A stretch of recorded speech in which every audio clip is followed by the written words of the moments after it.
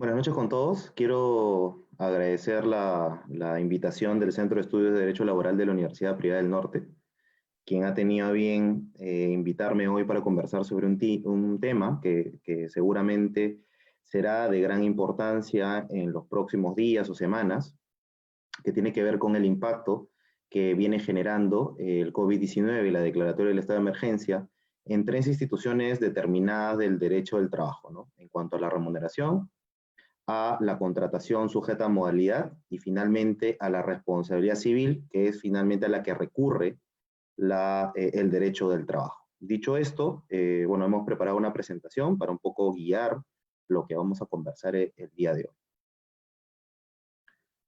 No sé si lo pueden compartir.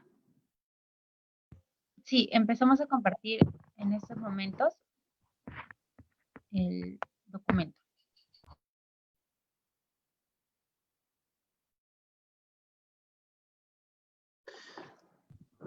Listo, doctor. Perfecto, gracias. Bueno, la conversación del día de hoy está dividida básicamente en tres etapas, ¿no? Primero vamos a hablar sobre qué puede o cómo ha afectado, mejor dicho, el COVID-19 o la declaratoria de estado de emergencia a los aspectos remunerativos. Luego transitaremos por los principales aspectos que tienen que ver con la contratación laboral e, insisto, finalmente con la responsabilidad civil. Lo primero que tendríamos que ver es la remuneración. Antes de poder analizar cuál ha sido el impacto del COVID-19 en la remuneración, lo primero que tenemos que hacer es definir claramente qué entendemos por remuneración. Y para poder entender qué comprendemos o cuáles son los alcances de remuneración, tenemos que ir indefectiblemente al artículo 6 de la Ley de Productividad y Competitividad Laboral. ¿Ok? No sé si pueden ir avanzando la presentación. Entonces, claro, ¿cuál es el concepto de remuneración? El artículo 6, ¿no?, de la ley de... Avanzamos esa presentación, por favor. El artículo 6 de la Ley de Productividad y Competitividad Laboral nos dice básicamente, ¿no?, que la remuneración, ¿no?, el artículo 6 nos dice que remuneración es todo aquello que el trabajador recibe y que contrapresta sus servicios siempre que sean de su libre disposición. ¿Por qué hacemos esta disquisición? Porque todo aquello que no sea remuneración va a tener una protección distinta a todo aquello que sí sea considerado contrario sea en su remuneración. Ergo, todo aquello que cumpla, todos los pagos que el trabajador reciba como consecuencia de la contraprestación de sus servicios y que sean de su libre disposición, serán considerados remuneración. Y al tener esta calidad de remuneración, ciertamente tienen ya una protección que se deriva incluso desde la propia Constitución. Para afectar la remuneración, y vamos a la siguiente presentación, es decir, para que el COVID-19, como todos sabemos, ha generado una problemática porque necesariamente no todos los trabajadores han podido mantener sus remuneraciones en el transcurso de estos 100 días que hemos cumplido hoy. Han habido muchos trabajadores que han tenido una afectación a su remuneración.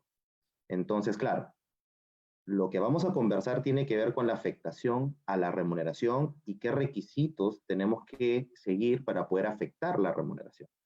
Sin embargo, van a haber conceptos que el trabajador reciba que van a tener la calidad de conceptos no remunerativos.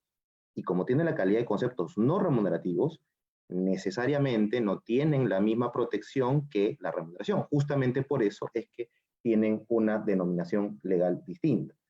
Entonces, ¿cuándo estamos hablando de un concepto no remunerativo? Estamos hablando de un concepto no remunerativo básicamente cuando no coinciden las características que hemos conversado de contraprestación y de libre disposición, o cuando lo que recibe el trabajador sean algunos de los supuestos previstos en el artículo 19 y 20 de la ley de CTS, por ejemplo, transporte, movilidad, viáticos, una gratificación extraordinaria, entre otros de los diversos supuestos, una asignación por educación, cualquiera de todos los supuestos, varios por cierto, que están en el artículo 19.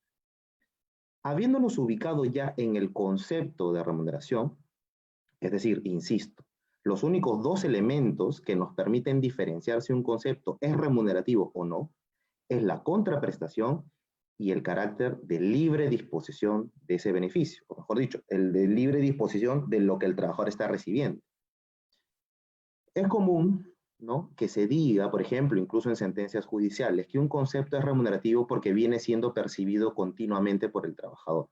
Ese análisis es incorrecto, porque, insisto, lo único que interesa para determinar si un concepto es remuneración es si es contraprestativo o no. Si queremos dar un ejemplo de cuando un concepto es contraprestativo, pero no es de libre disposición, un ejemplo que podríamos utilizar, por ejemplo, será el de un estacionamiento, ¿no? Por ejemplo, si uno trabaja en San Isidro o en Miraflores, ciertamente, además, ¿no?, de la remuneración que uno desea percibir, necesita trasladarse al centro de trabajo. Entonces, si necesita trasladarse al centro de trabajo, en ese sentido, un estacionamiento es casi un beneficio que tiene que recibir el trabajador sin el cual no sería casi posible prestar los servicios. La pregunta del millón sería, ¿esto es un concepto, es de libre disposición? Ciertamente no es de libre disposición porque el trabajador no puede, por ejemplo, subarrendar o conceder en uso, ceder en uso el estacionamiento. El estacionamiento otorgado por el empleador será única y exclusivamente para el vehículo del trabajador y para su uso personal, no para terceros, no para su primo, no para su padre, no para sus hijos, etc. Ese estacionamiento no es de libre disposición. Habiendo hecho toda esta introducción que es necesaria cada vez que se hable de remuneración, porque a veces hablamos de remuneración con casi términos coloquiales y no necesariamente jurídicos, ya pasamos al tema de la afectación de la remuneración. No sé si podríamos pasar a la siguiente diapositiva, por favor. Es decir, como mencionábamos, ¿no?, el COVID-19 ha generado que la gran mayoría, ¿no?, de trabajadores hayan sufrido una afectación de su remuneración, es decir, hayan visto mermada su remuneración y hayan sufrido una reducción de la remuneración, ¿no? Entonces, en cuanto a aquellos trabajadores que han sufrido o que han tenido una reducción de la remuneración, esta reducción podemos dividirla en dos, por el carácter voluntario de la reducción. La podemos dividir en una reducción consensuada, y ahí pasamos a la siguiente presentación, una reducción consensuada o una reducción no consensuada. Es decir, en la reducción consensuada, el trabajador está de acuerdo con la reducción de la remuneración. Claro, entenderá, por ejemplo, las circunstancias de la empresa, el impacto que ha tenido la declaratoria del estado de emergencia, las bajas considerables en las ventas, entre otros factores, ¿no? Entonces, ¿qué nos dice? Porque luego vamos a analizar los criterios jurisprudenciales más relevantes. ¿Qué nos dice la jurisprudencia respecto a la reducción consensuada? Vamos a entrar a ello, pero básicamente lo que podemos decir es que si el trabajador ha aceptado la reducción, ¿okay?, si el trabajador acepta la reducción de remuneración, ese pacto, ese acuerdo, se considera válido frente al sistema jurídico. ¿Ok? Claro, ¿cuál es la base normativa de esto? Básicamente la ley 9463, que data del año 1941. Claro, una norma bastante antigua, ¿no? Pero incluso el Tribunal Constitucional ya ha validado, y la Corte Suprema, como vamos a analizar, que, insisto, esta es la idea general. Si el trabajador acepta la reducción, no hay posibilidad de cuestionamiento alguno. Claro, ¿cuál será el límite de esta manifestación de voluntad? Porque va a haber una manifestación de voluntad por parte del trabajador. El límite estaría en la remuneración mínima vital.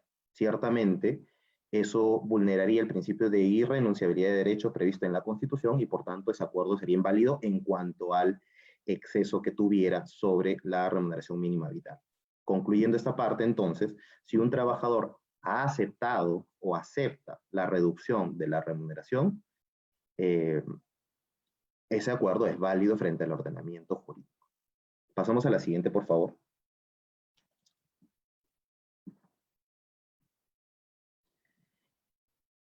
Pero claro, el supuesto más interesante, si lo queremos ver así desde el punto de vista legal, es el de la reducción no consensuada. En la reducción no consensuada significa que el trabajador no ha estado de acuerdo, no ha manifestado su voluntad de forma expresa, ¿no? Para aceptar el descuento de la remuneración, ¿ok? Entonces, insisto, repitiendo, y disculpe que sea reiterativo en esto, pero debe quedarnos claro. Si una reducción es consensuada con aceptación del trabajador, ese acuerdo es totalmente válido y eficaz. Si la reducción es no consensuada, ahí vamos a ver que la respuesta no es tan sencilla de dar. Pasamos a la siguiente presentación, por favor.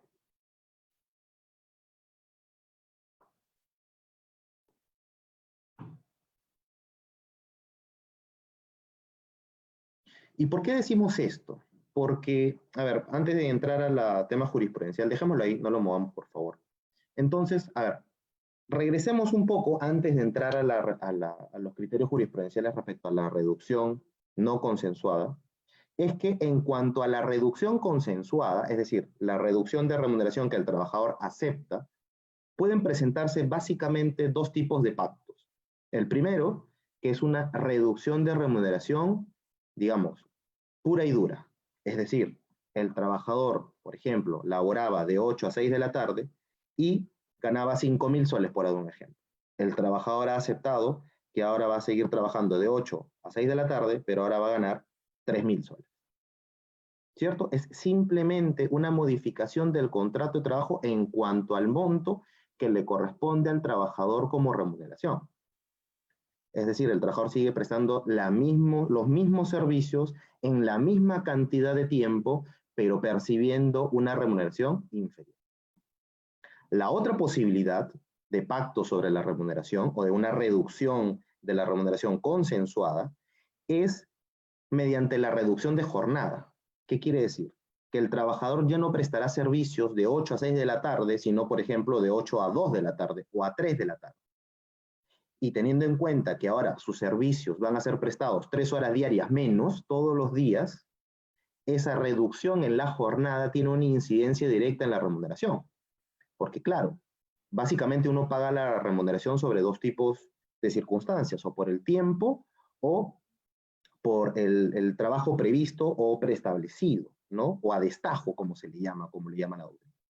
Pero la gran mayoría de nosotros trabajamos por el tiempo. Si yo trabajo menos tiempo, la consecuencia jurídica inmediata es que mi remuneración va a ser inferior.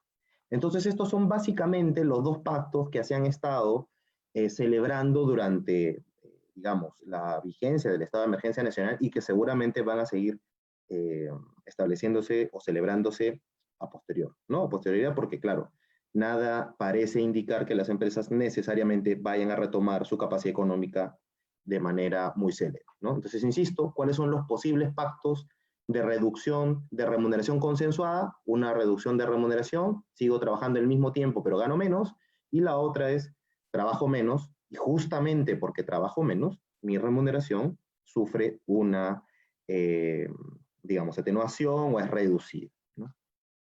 Cambiamos, por favor.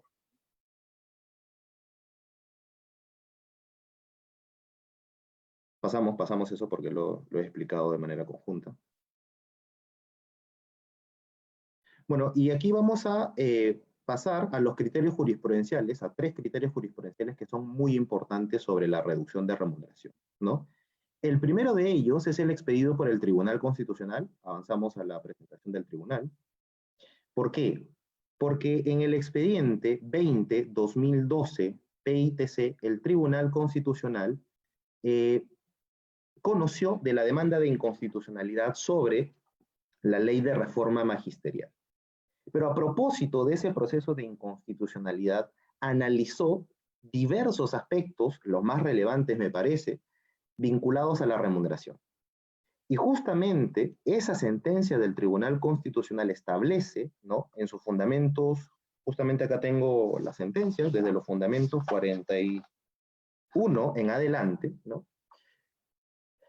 La posibilidad, digamos, y ahí vamos a discutirlo, la posibilidad de que el empleador sí pueda efectuar una reducción de la remuneración de manera no consensuada, claro, de manera excepcionalísima, sobre todo de manera objetiva, o frente a circunstancias económico-financieras que hicieran totalmente justificable este aspecto, ¿ok?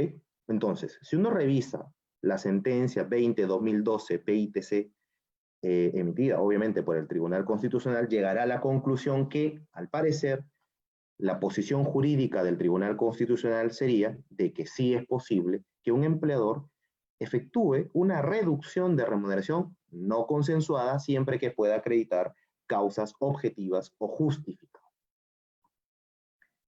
Pero, como el único órgano de cierre, ¿no? Obviamente el Tribunal Constitucional es el órgano de cierre del derecho constitucional o de la interpretación de la Constitución. Pero también tenemos a la Corte Suprema, que es el órgano de cierre de la interpretación de la ley, como todos conocemos. ¿Podemos pasarlo, por favor, al de la Corte Suprema?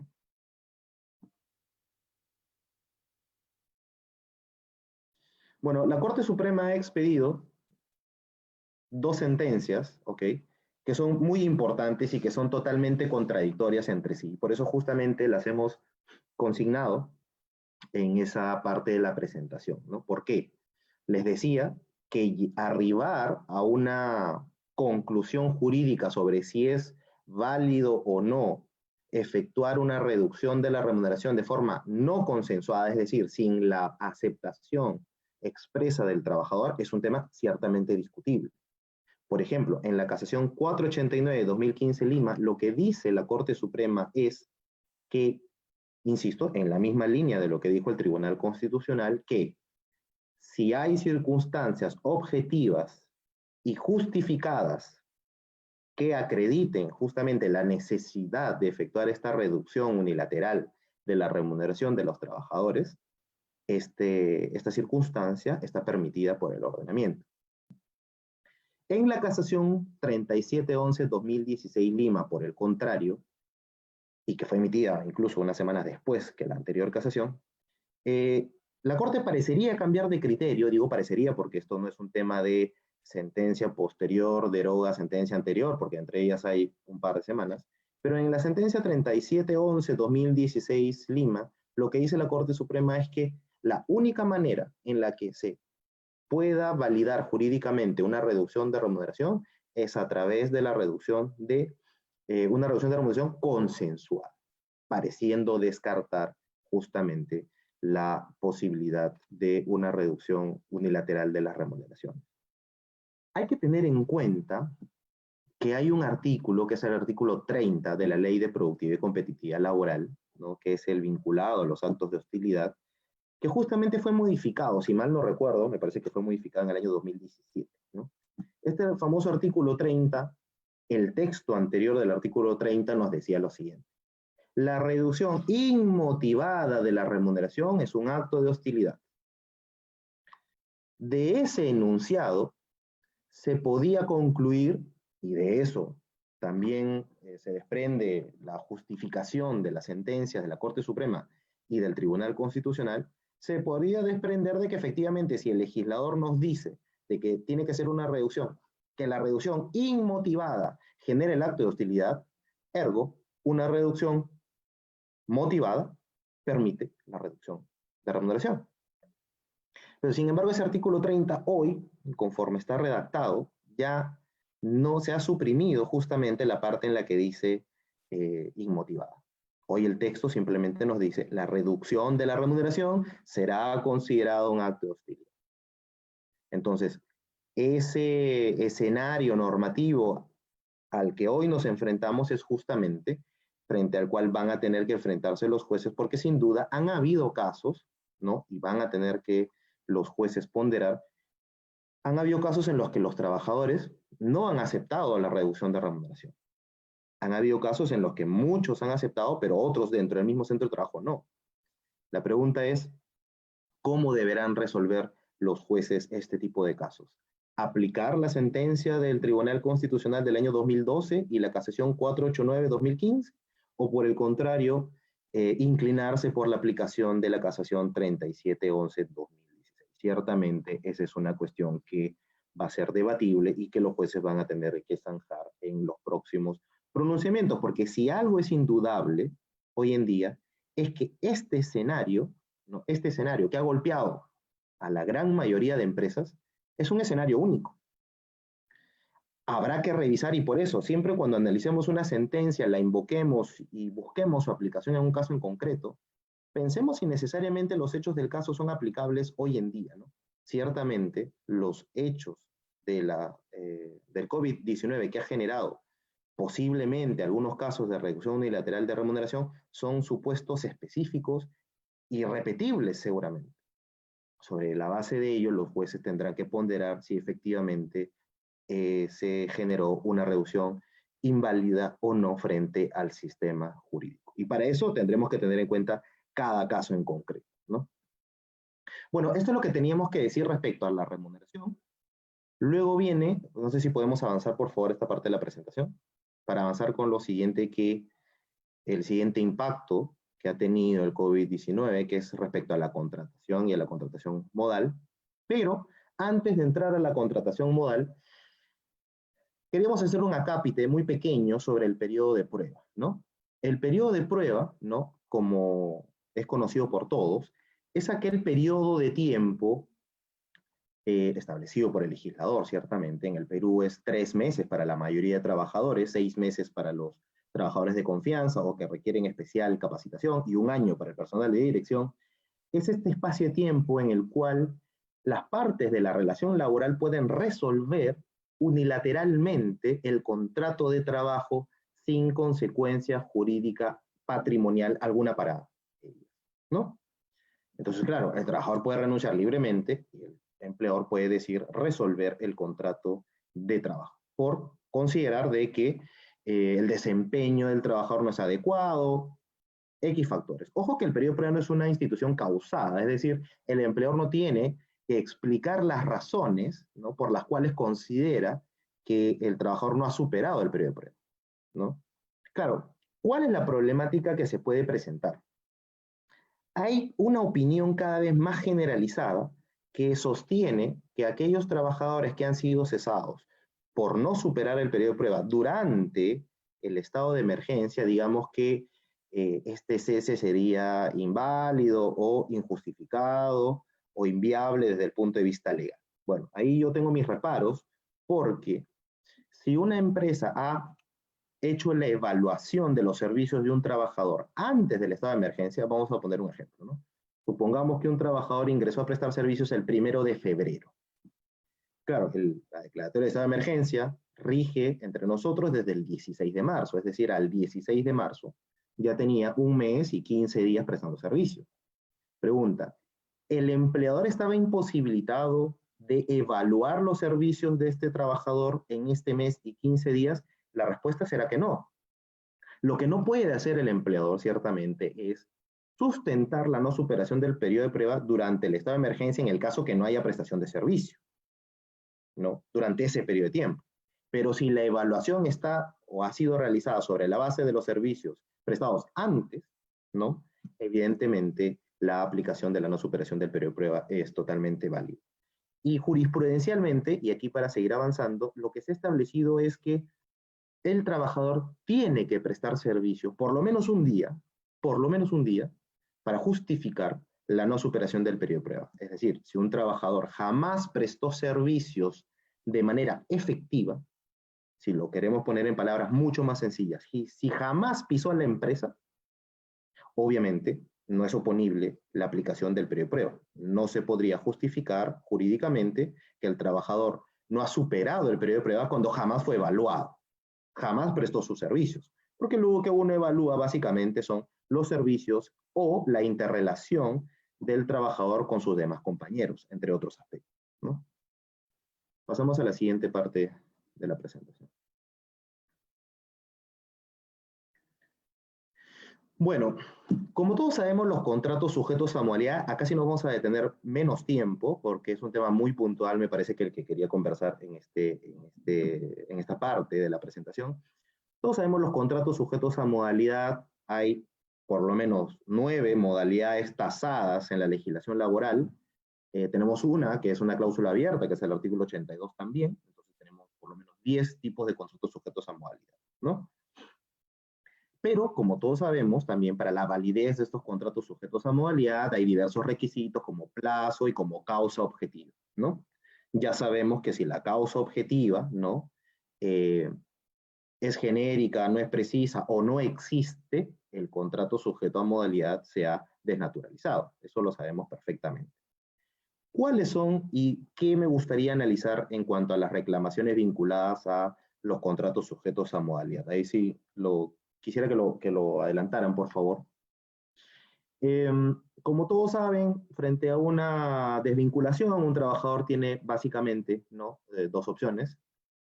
Podría pedir la indemnización por despido arbitrario o la reposición en el empleo. Y en el caso de la reposición por el empleo, también podría solicitar el pago de daños y perjuicios. A la siguiente, por favor. Mi discusión y lo que yo quería traerles, ¿no? A reflexión el día de hoy, avancemos, por favor, avancemos. Viene vinculado al tema de las reclamaciones posibles sobre los contratos sujetos a modalidad. Y aquí, en la siguiente, por favor. Hay dos criterios jurisprudenciales que son totalmente contradictorios entre sí, ¿no? Y que es importante, digamos, y justamente la cátedra es para eso, discutirlos, ¿no? Uno es el Pleno Jurisdiccional Nacional del año 2019.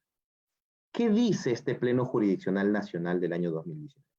Básicamente, lo que nos dice es lo siguiente. Si un trabajador solicita la reposición en el empleo y solicita el pago de daños y perjuicios, ¿no? Puede pasar que este trabajador, durante el trámite del proceso, esté prestando servicios ya en otro empleador. Obviamente, ¿no? Porque, claro, nadie va a esperar el resultado del proceso para poder seguir trabajando. Uno, ¿no? Busca una fuente de empleo de manera inmediata al cese que uno ha tenido. ¿Qué nos dice el Pleno Jurisdiccional Nacional? El Pleno nos dice, si un trabajador, supongamos, está pidiendo la reposición en el empleo, pero también está pidiendo daños y perjuicios, ¿ok?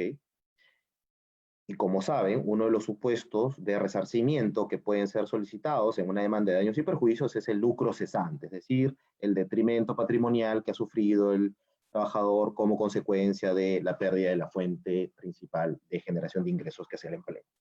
Entonces el trabajador dirá, bueno, como me cesaron, he dejado de percibir mis remuneraciones y por tanto me corresponden tantos sueldos como meses haya dejado de trabajar. Lo que dice este Pleno Jurisdiccional Nacional del año pasado es básicamente lo siguiente. Si usted, señor, estuvo trabajando en otro lado durante el tiempo que duró el proceso, ese tiempo que usted esté, mejor dicho, ese tiempo y esos ingresos que usted perciba en el otro empleador deben ser descontados del cálculo del lucro cesante que usted está postulando. Vamos a dar un ejemplo. Supongamos que usted cesa en el empleo en enero del año 2020, por ejemplo, ¿no? Y en febrero, usted inmediatamente sale del empleo en enero, pero en febrero consigue un empleo, ¿no? Según algunas estadísticas, seguramente hoy serán relativas, una persona se demora más o menos 3 o 4 meses para encontrar un empleo en el Perú. Supongamos que usted tiene la suerte que a la semana o al mes encuentra otro empleo. Entonces usted sigue su proceso judicial sin perjuicio de tener otro empleo y usted pide la reposición. Lo que nos dice este pleno es, bueno, ¿a cuánto ascenderá el cálculo del lucro cesante? El pleno dirá, en el ejemplo que hemos dado, bueno, solamente un mes. Porque ¿cuánto tiempo estuvo sin empleo este trabajador? Un mes. Claro, porque un mes se demora en encontrar empleo. ¿Mm? Eso nos dice el pleno. Claro, también hay una justificación vinculada al tema del daño moral, pero que hoy no viene a colación necesariamente mencionar. Pasamos a la siguiente presentación. Bueno, y esta casación que ciertamente generó alarma, ¿no? En el mercado de trabajo, en el sistema de relaciones laborales, y que ha sido expedida, digamos, al inicio de este año también, fíjese cómo nos vamos enfrentando, ¿no? El TC dice una cosa, la Suprema dice otra, la propia Corte Suprema, con algunos días de diferencia, dice dos cosas distintas, lo que nos dice que esos casos son ciertamente discutibles ante el Poder Judicial, no se sabe, digamos, de antemano cuál va a ser la respuesta del Poder Judicial, sobre todo en esta coyuntura. Y hoy lo mismo con el tema del lucro cesante, porque en esa casación lo que la Corte Suprema dijo, básicamente, y lo resumo, digamos, grosso modo, es, mire, no interesa si el trabajador estuvo prestando servicios en otro lado. No importa, no es relevante. Porque eso significaría que el trabajador pague su indemnización con sus propios ingresos. Desde mi punto de vista, hay un grave problema de justificación interna en el razonamiento porque las premisas no arriban a la conclusión. ¿Okay? Sin embargo, lo importante es que se sepa que existe este criterio. Una sola sentencia, digamos, que ha establecido este criterio. ¿Qué problemáticas va a traer entonces, digamos, a nivel de los contratos sujetos a modalidad? Que si un trabajador considera que está desnaturalizado y demanda la reposición, obviamente tratará de que el resarcimiento se calcule sobre la base de lo que esta casación dice. Por el contrario, el empleador utilizará válidamente, me parece, el pleno jurisdiccional nacional, ¿no? Donde la mayoría de los jueces reunidos en esa oportunidad optaron porque la posición que mejores argumentos tenía era aquella que decía que desde el punto de vista de la responsabilidad civil, porque esto se debería resolver en términos de responsabilidad civil, no se ha generado un lucro cesante como viene siendo postulado. Si uno encuentra un empleo luego de haber cesado, evidentemente ya no existe este detrimento patrimonial inmediato que genera el lucro cesante, ¿no? Bueno, eso era lo que les quería compartir sobre este aspecto y ya nos vamos sobre la última parte de la presentación.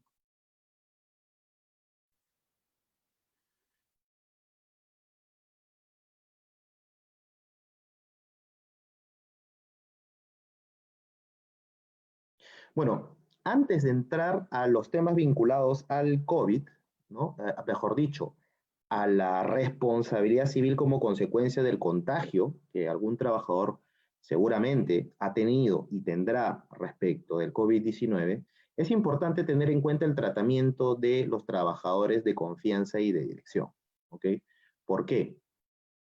Porque, como es sabido, el séptimo Pleno Supremo Laboral ha regulado las situaciones jurídicas que pueden ser expresadas respecto a los trabajadores de confianza y dirección. ¿Y esto por qué? Porque lo que ha establecido es básicamente lo siguiente. Si no lo saben, lo traigo a colación para ser recordado por todos. Los trabajadores de confianza y dirección básicamente podrían ser subdivididos de dos maneras, ¿no? Los trabajadores de confianza y dirección puros, eh, eso quiere decir que uno siempre fue de confianza o siempre fue de dirección desde el momento en que pisó la empresa, desde el momento que inició la relación laboral, siempre fue de confianza o siempre fue de dirección. ¿Qué es lo que ha dicho la Corte Suprema en este séptimo Pleno Supremo Laboral? Lo que ha establecido es que estos trabajadores, insisto, de confianza o dirección puros, no tienen derecho a la indemnización por despido arbitrario. Claro, algunos estarán preguntando, ¿eso quiere decir que entonces sí les corresponde la reposición? La respuesta sería no, porque recordemos que en el expediente 3501-2006, PATC, caso Chávez Caballero, contra el BCR, el Tribunal Constitucional estableció que los trabajadores de confianza y dirección puros no tienen derecho a la reposición.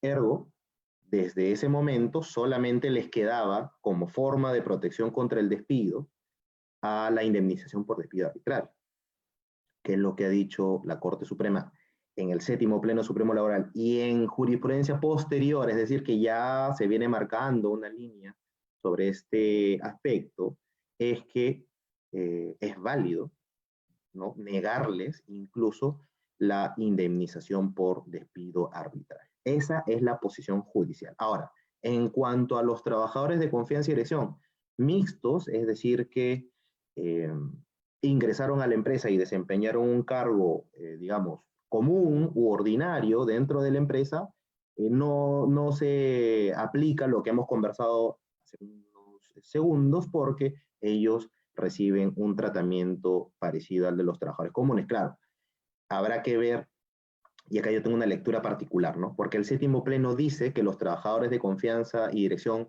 mixtos, es decir, que primero ingresaron como trabajadores comunes, podrían regresar al cargo anterior, ¿no? Es decir, oiga, si usted hoy es gerente, por ejemplo, un trabajador de dirección, pero ingresó a la empresa como asistente contable, usted tendría el derecho Esa es una forma de leer, ¿no? El séptimo pleno tendría derecho a retornar al cargo de asistente contable. Es decir, usted, si se le retira la confianza, podría no salir de la empresa, sino retornar al cargo anterior. Mi forma de entender esto, porque el séptimo pleno deriva del caso Chávez Caballero, ¿okay? Esta lectura que hace la Corte Suprema deriva del caso Chávez Caballero. En Chávez Caballero, el Tribunal Constitucional lo que dice es que si hay fraude o simulación en la promoción del trabajador, eso supondría una proscripción al 103 de la Constitución, al abuso del derecho. Entonces, si eso es así, la correcta manera de leer Chávez Caballero, es mi lectura, y los invito a leer esa sentencia, es que solo cuando hay fraude o simulación en la promoción del trabajador de confianza de dirección, es posible, ¿no?, alegar un comportamiento fraudulento y, por tanto, solicitar la reposición del empleo. No en el cargo de confianza y dirección, eso jamás, sino en el cargo anterior. ¿Ok? Así que ahora vamos a la última parte de la presentación.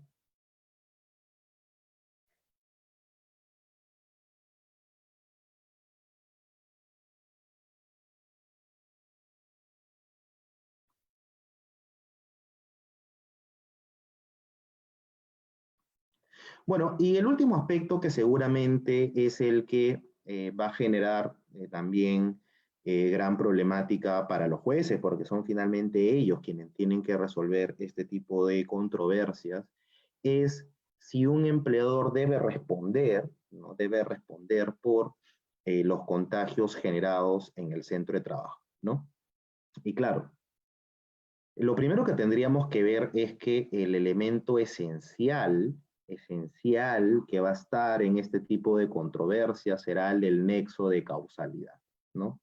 Es decir, la posibilidad de que el trabajador acredite que justamente, claro, el trabajador podrá acreditar fácilmente, me parece, de que fue contagiado o que tuvo un contagio de COVID y supongamos que lamentablemente este trabajador fallece, ¿no? Eso es fácilmente acreditable, digamos, con las pruebas rápidas o las pruebas moleculares, en todo caso, ¿no? Se puede acreditar que la causa de fallecimiento ha sido el COVID-19. Pero para la imputación de responsabilidad no será necesario ciertamente solamente ese evento, ese hecho, sino que el hecho más importante que determinar en este tipo de casos va a ser si efectivamente el contagio se produjo dentro del centro y frente al incumplimiento de las obligaciones que tenía el empleador. Como sabemos, los empleadores para la reanudación de sus actividades tienen varias obligaciones, entre las más importantes, la elaboración de un plan de prevención y vigilancia del COVID dentro del centro de trabajo, elaborado básicamente sobre las directivas establecidas en la Resolución Ministerial 239-2020 MINSA, modificadas luego por la 265, pero también, digamos, mejoradas o adaptadas con los protocolos sectoriales que ha emitido el gobierno en el transcurso de estas semanas. Entonces, claro, ciertamente eso va a ser lo más difícil de probar en este tipo de casos, porque acreditar que el contagio se produjo dentro del centro de trabajo ciertamente es muy dificultoso, ¿no? Y por eso he mencionado uno de los supuestos especiales, ¿no? No sé si podemos pasar, por favor, la presentación.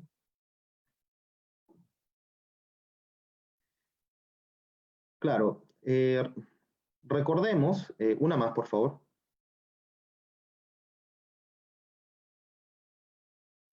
Hace algunos días se emitió la ley 31.025, ¿no? Esta ley 31.025 estableció que eh, se considerara como enfermedad profesional el COVID-19 para todos aquellos servidores de la salud, ¿no? Llámense enfermeras, médicos, paramédicos, auxiliares, etc., ¿no? Claro, porque ciertamente este tipo de trabajadores tienen una gran exposición al COVID. No una exposición leve, media, no, gran exposición al COVID. Entonces, claro, esta determinación de enfermedad profesional podría ser tomada en cuenta por los jueces en el momento de, por ejemplo, una distribución de la carga de la prueba o la aplicación de las cargas de las pruebas dinámicas. Porque, claro, en un caso normal, digámoslo, un trabajador que no es de la salud podría decir, miren, me contagié. En ese caso el juez podrá decirle al trabajador, usted tiene que acreditar que se contagió en la empresa. Quizás, no lo sé, los jueces tendrán que ponderarlo. En el caso de los trabajadores de salud podría ser al revés. Es decir, el trabajador, por ser trabajador de la salud, podría presumirse que ha sido contagiado, teniendo en cuenta la gran exposición que tiene en el centro de trabajo, y por el contrario, el empleador tendrá que desvirtuar esa aseveración. Esa es una forma de afrontar y de solucionar estos casos. Claro, los jueces finalmente son los que tienen que resolverlos. Ciertamente, estos son algunos problemas que se van a enfrentar, insisto, los jueces en los próximos meses o semanas, porque van a tener que resolver este tipo de reclamaciones. Y creo que de mi exposición va quedando claro que no necesariamente todos los casos tienen una respuesta unívoca. Parece que todos estos casos podrían calificarse como casos difíciles, ¿no? Desde el punto de vista de la argumentación, porque no parece unívoca, y de hecho no lo es, la respuesta que da el sistema jurídico para cada caso, ¿no? O para estos tipos de casos, ¿no?